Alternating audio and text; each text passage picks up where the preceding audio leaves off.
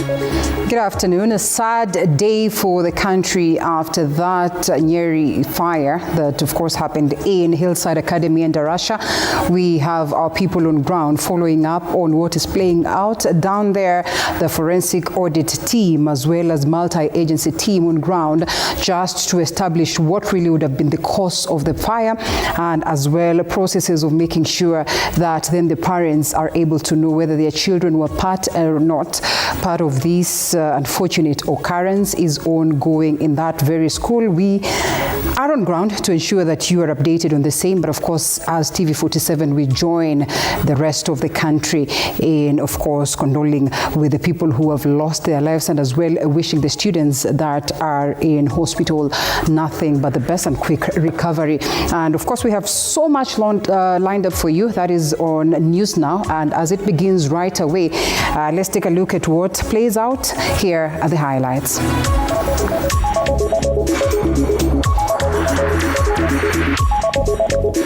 Top on news. At least 17 students have been confirmed dead and 14 others critically injured following a tragic dormitory fire at Hillside and Darasha Academy in Nyeri County. Yangu ndugu zangu, kwanza ni kutoa makiwa kwa wale wote ambao wameweza kupatwa na mkasa huu. Hili ni jambo ambalo limetugonga sana.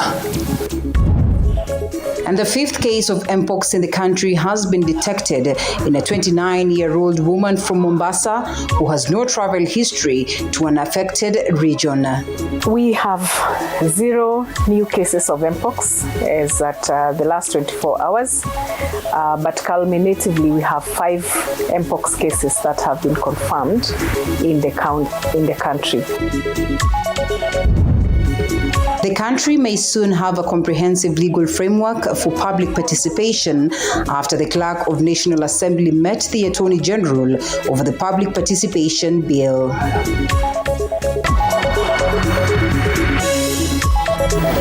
And we go straight to it. My name is Linda Alela. Now, Acting Inspector General of Police Gilbert Masengeli has issued a statement saying that investigations are ongoing to determine the cause of the fire at Hillside and Darasha School, which claimed the lives of more than 15 students, leaving 14 injured. Speaking today at Mombasa, where he met chiefs of the police units from the coastal region, Masengeli refused to talk about the matter of snubbing court summons, saying that he already spoke about it.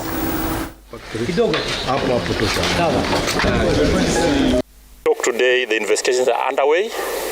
Hiyo shule ya Darasha ambayo ni Hillside Academy, kuna wale walioaka na kuna wale ambao wamekuwa admitted katika Nyeri Provincial Hospital, na katika harakati investigation inaendelea kwa sababu nao kuna timu zetu zile ziko kwa ground, na habari kamili ikipatikana tutawajulisha, kwa sababu ya kuhakikisha usalama katika hii eneo la Bwani imekuwa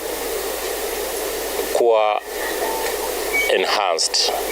Na katika hiyo harakati ni hii county police commanders na regional security wote wakiwa hapa, ni kuhakikisha ya kwamba tumetaka tujadiliane na wao, tujue shida iko wapi ya kutoimaliza hii uhalifu. It's a court issue and we cannot discuss it here.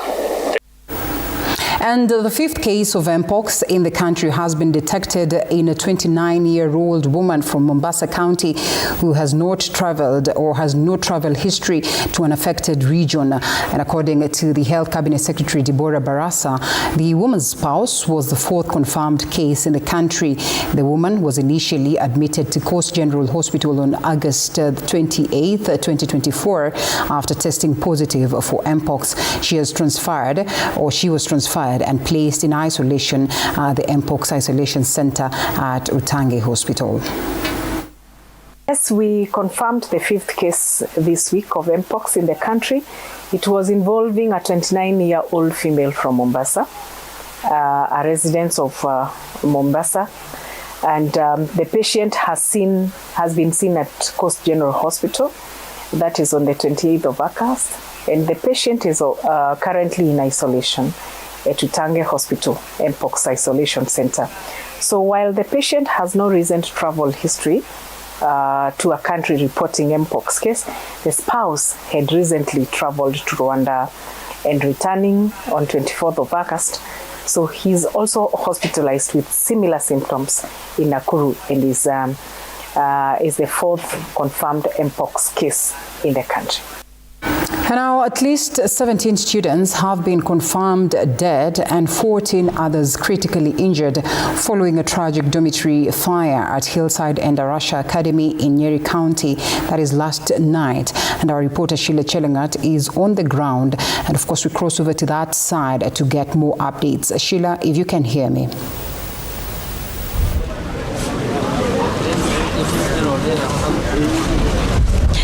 Right. Good evening, Alela. We are coming to you live from the Hill School, Endarasha Primary School, a private mixed primary school here in Nyeri County. And it is quite a sad and tragic day for the parents and victims of this tragedy. It is becoming quite a frustrating afternoon for some of the parents who are yet to get in touch with their loved ones, their little young ones here at this particular school. We have had Interior Cabinet Secretary Kithure Kindiki be in this particular place, and while he was giving his update, he did mention that some of the children are missing because apparently when the tragedy occurred, that some of the children, as they were trying to escape the fire, might have gone into the houses of some of the people in the neighborhood, and so others students were picked by the parents and have left and have gone home. So far, we know that 17 students, pupils from this particular school, boys to be in particular, have perished from the fire that occurred at around 12 a.m. Last night. Residents say that it might have started at about 10 p.m. and the rescue efforts and search and rescue efforts might have been hampered by the poor road network in this particular area.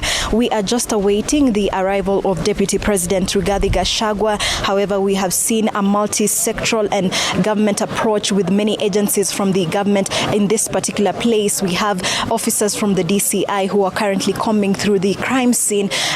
This particular scene, school from the boarding side, has been marked crime scene and nobody can pass that place. It has been cordoned off as the DCI officials conduct their forensic analysis of what might have happened as they try to piece together the moments before the incident. Also, we have seen Permanent Secretary in the Ministry of Education, Dr. Belio Kipsang, who said that some of the students, 16 of them who are injured, are in Narumoru hospitals as well as the Mount Kenya hospitals getting medical attention. We have officials from Red Cross who are just giving their guidance and counseling to some of the victims as well as parents who are affected by this particular event. At this point, there has not been any conclusive updates on how many or what so far are the numbers as concerned in this particular tragedy that occurred at around 12 a.m. last night. But what we know is that parents continue to stream into this particular school as they try to seek answers for what might have happened, as well as just try and reconnect with their loved ones. We have witnessed students from this particular school being given guidance and counseling, as well as being taken to hospitals for their checks. But so far, we are still pitching camp here at the Endarasha Primary School as we wait on Deputy President Rigathi Gachagua to visit this particular place. Back to you in studio, Alela. Thank you so much, Sheila, for that comprehensive update. We'll certainly be coming back to you later for more. And like you say, the Deputy President is on ground, that being his home county. Equally, we have a message from the President. President William Ruto has sent as well his condolences, that is to the families of the victims of the fire. That is at Hillside Endarasha Primary School happening in Nyeri County. And of course, the President arguing that, well, it is important important that the students down there are equally taken care of. And you have said it, Sheila, that indeed they are undergoing counseling sessions. Well, according to police, according to police reports, 17 students from the boarding school perished in the fire, being burned beyond recognition. That is early this morning. Another student or other 14 students are fighting for their lives. That is in hospital.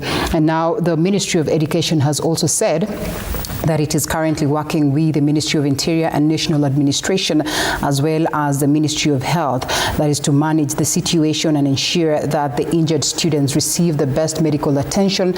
Of course, the cause of the fire that consumed the students' dormitory is yet to be established. Sheila, thank you so much for the updates as well. We pick some other story, even as we get to get more details of the same, and that the Ethics and Anti-Corruption Commission, EACC, is conducting thorough investigations into several cases of public fund misappropriation related to major development projects in Kericho. And of course, among the projects under investigation is the construction of Karenga airstrip, which reportedly cost 55.4 million shillings and is suspected of involving corruption. Additionally, the commission is investigating the misappropriation of 224 million shillings in the construction of Londiani roads and the fraud of 39 million shillings linked to the Equalizer Youth Employment Program. The Keep Kobob water project is also under investigations following claims of theft involving 102 million shillings. Kwa leo tumekuja hapa Karenga airstrip ambaye imekuwa katika uchunguzi wa tume ya kupambana na ufisadi hapo nyuma, kwa sababu kulikuwa na milioni 100 contract ambayo ililetwa hapa na ikasemekana kwamba kulikuwa na ukora na ufisadi ambao ulifanyika na hizo hela sikaliwa na kazi haikuwa imefanywa. Tume ilifanya uchunguzi na ikapata kwamba kulikuwa na kesi na tukapeleka watu kadhaa ambao ni officials wa county government na contractor kotini. Juzi tukasikia tena kuna malalamishi kwamba kuna pesa jumla ya milioni 55 kwamba imewekwa tena hapa, na kwa hivyo tukasema lazima tukuje tuone na tuanzishe uchunguzi. So tumeanzisha uchunguzi, hiyo sasa naweza ita Karenga 2 kwa sababu Karenga 1 vile nimesema kesi iko kotini na karibu inakamilika. So Karenga 2 tutaendelea na uchunguzi. Kwa hivi sasa information ambayo tuko nayo ni chache mno ambayo hatuwezi kusaidia watu. Now, the country may soon have a comprehensive legal framework for public participation thanks to an intergovernmental initiative that is supported by the National Assembly and the Office of the Attorney General, among other stakeholders. The Clerk of the National Assembly, Mr. Samuel Njoroge, recently met with Attorney General Dorcas Oduor to discuss the initiative. Njoroge updated the Attorney General on past parliamentary efforts to develop this crucial law, which aims to ensure that citizens' direct involvement in decision-making, particularly on matters that directly affect them. Attorney General Oduor emphasized that courts have previously provided guidance on the requirements and boundaries of public participation in past rulings, stressing the importance of Parliament in creating a comprehensive legal framework to regulate the process. Thank you. We are conscious that in the National Assembly, there are about 4 bills now providing for the procedure for public participation. Those bills are drafted following requests by individual members and committees, and they are at various stages in the National Assembly. The Speaker of the National Assembly did instruct me as the clerk to look for a way of either harmonizing or drafting a separate piece of proposal that will speak to public participation, not just by Parliament, but also by the other organs in the national government, including the judiciary, of course, houses of Parliament, and also the executive and its different organs. This represents an important milestone in the legislative and democratic process. My office now assumes the responsibility of attending to the draft, the spruced version of which will in due course be returned for further vetting by the House. The rationale of the bill lies in the constitutional imperatives of inclusive, participatory, transparent, and accountable governance. We are called upon to further refine the draft with these principles in mind and taking into account all stakeholders' engagement and interests. On top of the list would be the jurisprudential match, which continues to enrich our drafting skills. In turn, the larger public interest and trust are accordingly achieved. And to another sad story, a family of a middle-aged woman, Ann Wanjiku, is crying for justice following her murder in the house where she had gone to collect house rent on behalf of her dad. Allegations are rife that Ann is suspected to have been murdered by a Kenya Defence Forces officer who works at Moi Air Base Huruma, who hanged her body in a toilet using bed sheets. The family says the officer, who is at large, called Ann, saying that he wanted to settle the 2 months rent arrears.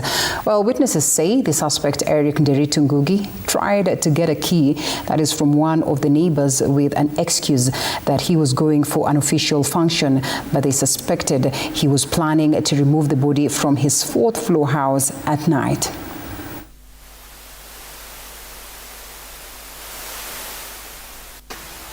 Na 49 nikasikia ngongongo kwa mlango. Mimi nikajua ni yeye. Kujua ni yeye, kufungua si kupata ni yeye. Nikapata ni huyo bibi ya askari, alikuwa amekuja kuniomba kifungu. Nikamwambia hiyo siku sikuwa na kifungu iko mahali fulani. So na alafu nikamuuliza mnaenda wapi Late Hours? Akaniambia bwanake anaenda escort ya Ruto saa 8 usiku. Nikamuuliza saa 8 mtatoana wapi na Ruto hakunijibu. Akaniambia tu good night na akapanda juu. Si mimi nikalala. Sikujua what's happening. Mimi nikalala mpaka the following day. Nikatayarisha watoto wakaenda shule kama kawaida. Ikawa kitu saa 2:20 asubuhi mzee akakuja. Mzee huyo askari kukuja akaniuliza wanatolesha wapi kifungu. Mimi nikamwambia. Kumwambia akaniambia sawa nitarudi. After 15 minutes asubuhi ya Thursday sasa, sister Shiko akakuja na kazini yake. Wakaniuliza kama nimeona Shiko. Nikawaambia Shiko nilimuona usiku ya saa 2:20, but aliniambia napanda juu 4th floor kwa askari, wamemuita enda achukue pesa. Kwa duka huyu mwanajeshi alikuja. Nikiwa hapo kitu saa 4 na madakika hivi alikuja akanunua 2 pampers, na vile alinunua alikuwa ameshika 50 bob. Mimi sikuwa najua ni yeye sababu simujui. Lakini sistangu mwenye niliacha kwa duka, mwenye alitoka nyumbani anamjua. Akaniambia unajua ni mwanajeshi. Nikamuuliza mgani?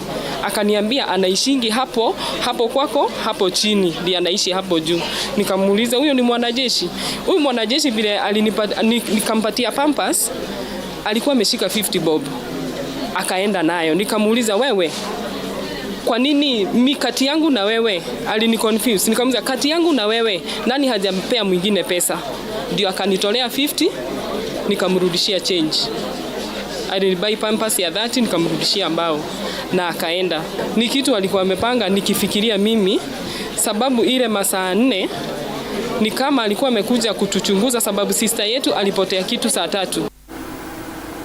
At least 30 families from Kwamunyeti Farm, Athi River, Machakos County, have been rendered homeless after their houses were demolished by unknown individuals. And according to the residents, the demolition took place in the wee hours of the morning, with several people injured by individuals who were allegedly accompanied by police officers in formal uniforms and armed with guns. The affected residents have strongly condemned the act, describing it as illegal and are calling for police intervention to investigate the perpetrators of the demolition. Hapa miaka mingi sasa, juzi niliona watu wamekuja, watu hatuwajui, tukawauliza barua za hii shamba, walikuwa wamesema wanakuja kubomoa,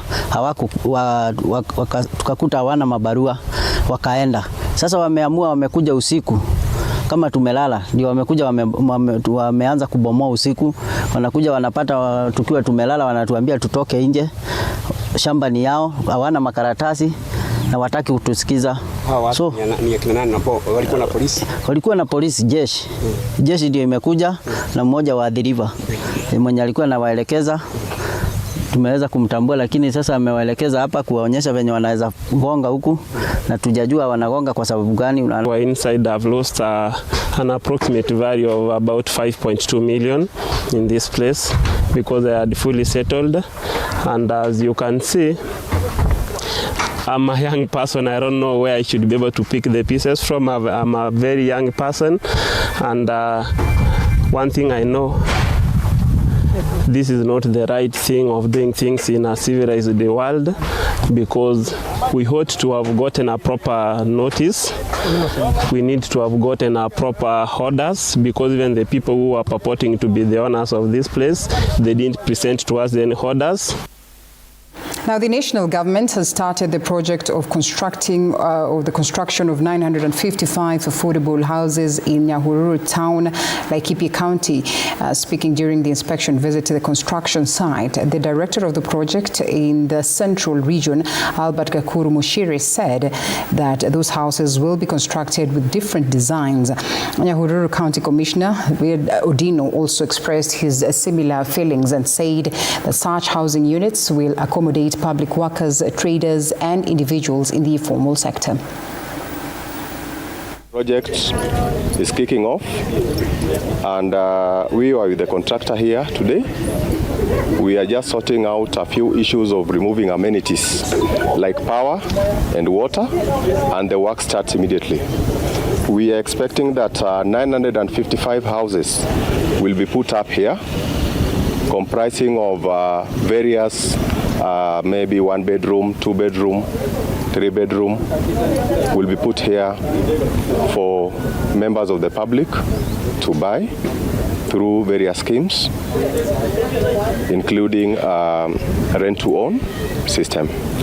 The urgency that we have is that in 3 months' time, which we don't want to wait, is that we want the people to start benefiting, because if we are doing 955 units, can be sure if those all blocks start together, we'll be having 300 young men working here every day. Huyu jamaa labda akona hardware, atakuwa analeta mchanga hapa na mtu mwingine atakuwa anafanya kazi hapo. So tutafanya hii kazi yote kusaidia wananchi. And because we have agreed that land is now very scarce, we need to start maximizing and planning. Because we are the technical people, and I want to thank because we are officers like us, we are trying to build this because the future is going up. That is why I wanted to just reiterate that. Industries from Taiwan have expressed a desire to collaborate with Kenya, that is to enhance the production capabilities of both nations and to quickly access markets for their products. Speaking during an event on celebrating Taiwan Day here in Nairobi, stakeholders in the industrial and manufacturing sectors from Kenya and Taiwan praised this initiative, noting that it will create numerous job opportunities for young people in the country, as they will not need to travel abroad to seek employment. We are here looking for partnerships and to identify more business opportunities that can help promote business partnership between Taiwan and Kenya. Covers different kinds of applications, such as medical, packaging, housewares, and also the auto parts. So all of our machines has the servo motors, so which can help the ESG issues to reduce the carbon emissions. So I think this will be a very good product for all the companies in Kenya. And at Kenya National Chamber of Commerce and Industry, we are always advocating and appealing to our business community. If they want any help, they can get from Kenya National Chamber of Commerce and Industry. And we hit the fields now where the national football team, Harambee Stars, is currently playing Zimbabwe in the 2025 Africa Cup of Nations qualifier match at Mandela National Stadium in Ambole in Uganda. Well, the head coach, Engin Firat, is without some of his key players, including striker Michael Olunga, right back Daniel Anyembe, centre back Johnston Omurwa, and defender Collins Shichenje. After his fixture, Harambee Stars will then travel to South Africa tomorrow for their match against Namibia next Tuesday.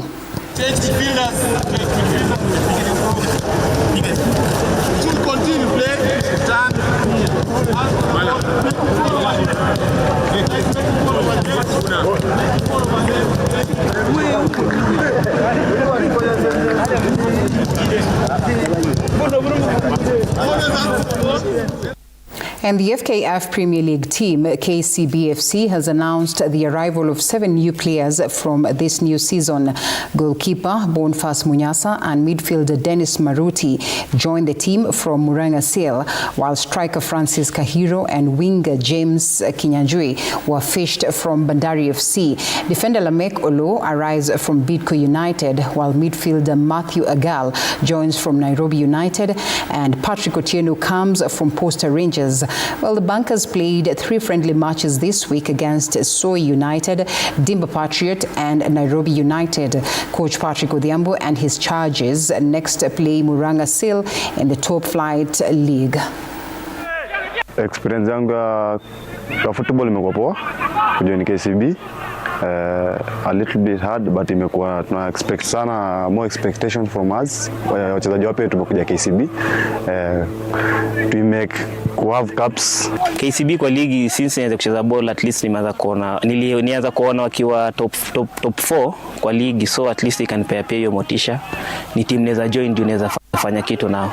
This period has given us a very clear picture of the has given me a very clear picture of the team that I have, and in terms of the quality and the players that I'm going to use. And last but not least, Box Girls Kenya, our community-based boxing organization, are the Tujiamini Gold Award winners for Nairobi region. They have received $500,000 shillings for their outstanding work in nurturing and supporting sports-related talent at the grassroots and community level. Box Girls Kenya, founded in 2007 by Coach Alfred Analo, commonly known as Coach Priest, is based in Kariobangi and Embakasi North Constituency, Nairobi County. Kenya's female boxing star, Sarah Achieng, is part of this project, which has mentored over 4,000 girls in boxing, self-defense classes, and life skills. We train girls to be leaders who can also initiate change in different communities that we work with. They are able to voice out on issues that affect girls in their day-to-day life. We're very much privileged to have professional boxers with us. Na ni one thing yenye hata nikisema nataka transit from amateur to professional, niko na all that it takes for me to do that. I've produced so many girls in boxing. We have managed to produce the first 2 girls who represented Kenya in the Olympics. That is Elizabeth and Diego and Christine Shisoka. They all came from Box Girls. Judy Waguthi, who won a silver medal in professional boxing, WBC. She's a product of Box Girls. All you are looking for is be as organic as you can, be as original as you can. There's no age limit for this. It's open to both genders, people with disabilities. Just know there's someone who's trying to see your story. It's not just about winning the cash. It's also about expressing yourself and showing your talent so that it doesn't matter what it is, someone will see it. Well, that's the match we had for you on News Now. Keep it TV47. We'll be having